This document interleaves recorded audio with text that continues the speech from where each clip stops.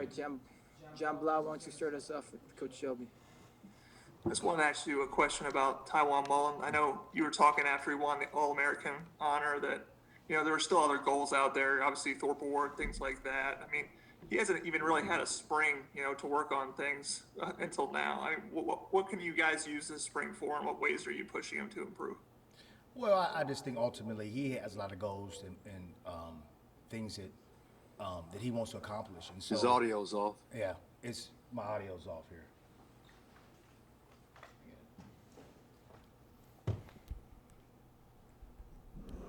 I don't know if they can hear me. Can you hear him now? Can you hear me?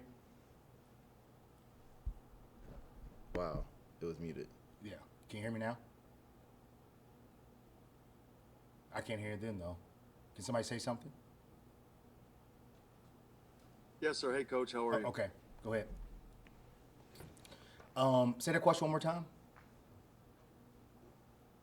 Yes, asking about Taiwan. I mean, obviously he had a really good year last year. He won All-American honors and stuff like that. But kind of how do you continue to push him to kind of try to get to another level, especially utilizing the spring? He's never really had a spring before to work on things. Well, you think about the great ones. You don't really have to push those guys. He is self-motivated because ultimately his ultimate goal is to push himself to win all the awards and to help our team get better and have an opportunity to play at the next level. And so the only way you do that is you hone in to the little things, the technique-wise, and and push yourself in that aspect. Watch more film, study the opponent. I think those are the ways for a guy like himself where athletically he's pretty doggone good, but can he get his stuff a little bit sharper mentally? And so those are ways that I try to push him and just learning different techniques and just holding to that standard. All right, Zach, then Jim Coyle. I guess, Coach, I imagine that especially for freshmen who maybe didn't get to play a ton last year, probably was really chopped up for them, maybe lost a little bit of what would have been sort of the normal development. I know you've got a couple young guys that you talked about really liking maybe back in the summer, back going into preseason.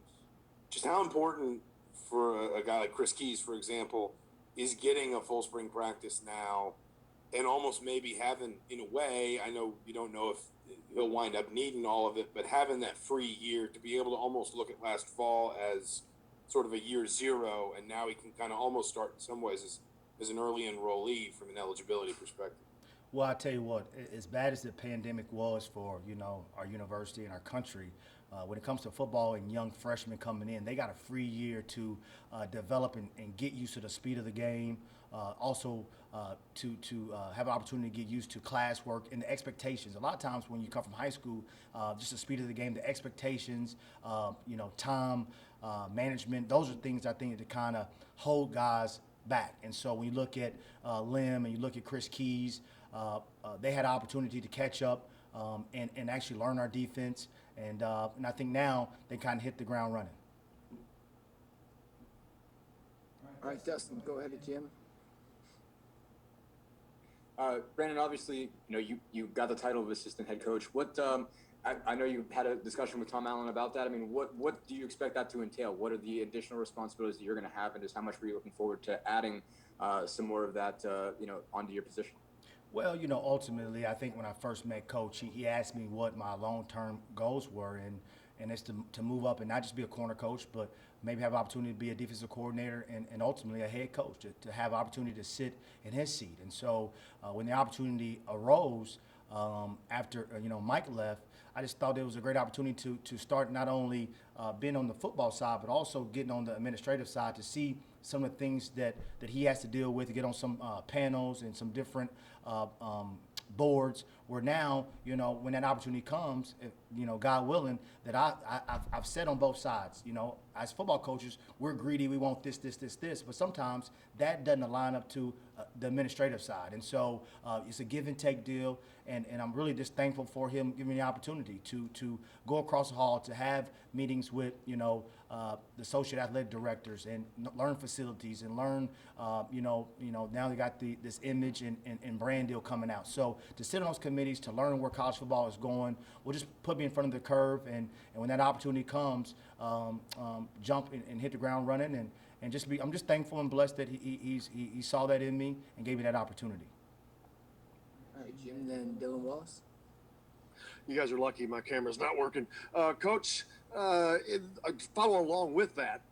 Not only added responsibility, but you've been here the longest. You've got the longest tenure of here. What does that say to players? Because as this program rises, you know that there's going to be great coaches coming in and moving. That's part of the business. But you offer probably some of the best continuity in the program. What does that say? And that is you being an associate head coach, and along with that. Well, first and foremost, it goes to the administration allowing me to stay around here. It's a blessing. This day in college football, people don't have this opportunity to stay here. And I've grown as a coach when I got here at 28, and now about to turn 40 here in a couple weeks, which is crazy. But to have that continuity. And when I go out recruiting, I tell people how much I love this town, how much I love this university. It can hold true that I'm just not out there saying a recruiting spiel, but ultimately I want to see people when we recruit them come in as freshmen and leave as men. And to build that here in Bloomington is awesome. And I told Coach Allen that as long as this university wants me and there's a place for me on this staff, I love being here. So ultimately, at the end of the day, things always change. But right now, I have no need to look any further. My wife is a professor at the Kelly School. So ultimately, it's a great life. And then to have that associate head coach title, it proves that in the end of the day, sometimes when you stay long, you do your time, things will pay off. And so we tell our young people that all the time. Sometimes you don't get immediate gratification, but if you stay the course, and I believe this, ultimately you'll get your reward. And so I'm just thankful to have that opportunity, and I'm gonna bust my butt like I have as a corner coach, as associate head coach, and keep growing. Dylan, then Paul Gable. Hey, Coach. Yeah, you guys have been. You've had a couple of practices here this week. I guess just one, how does it feel to kind of be back out there? And two, what do you like, maybe energy-wise, or kind of what do you like you see from the guys so far? Well, I tell you what, it's kind of crazy. It seems like the season just ended, and it's going back again. But the great thing about it is to have spring ball, to have the juice, having guys fly around. And the great thing about it, this is year two kind of in this defense we've been running. So the guys are familiar with it. They know where their eyes need to be, and it's just a great atmosphere. 2 days. I mean, today I think was better than on Tuesday, and we had to get the kind of cobwebs out, I think, and we kept the ball in front of us, no explosive plays, and which we've really been kind of working on. And so I'm excited. You think about it, a year ago this time, we shut down, and our world changed. And so it's not normal now. We still got to wear our masks. We still got to be safe. And that's everybody in the country. We're not out of the woods yet, but hopefully we get into some normalcy. And it's just excited to be out there with the guys and to run around and coach fundamentals. I mean, last year you got away from a lot of the fundamentals because they shut it down, and then they started back up. We're already in the season again. So it's excited to be out there teaching and being with the guys, and it's been an awesome deal. All right, Paul, then Kevin Brockway.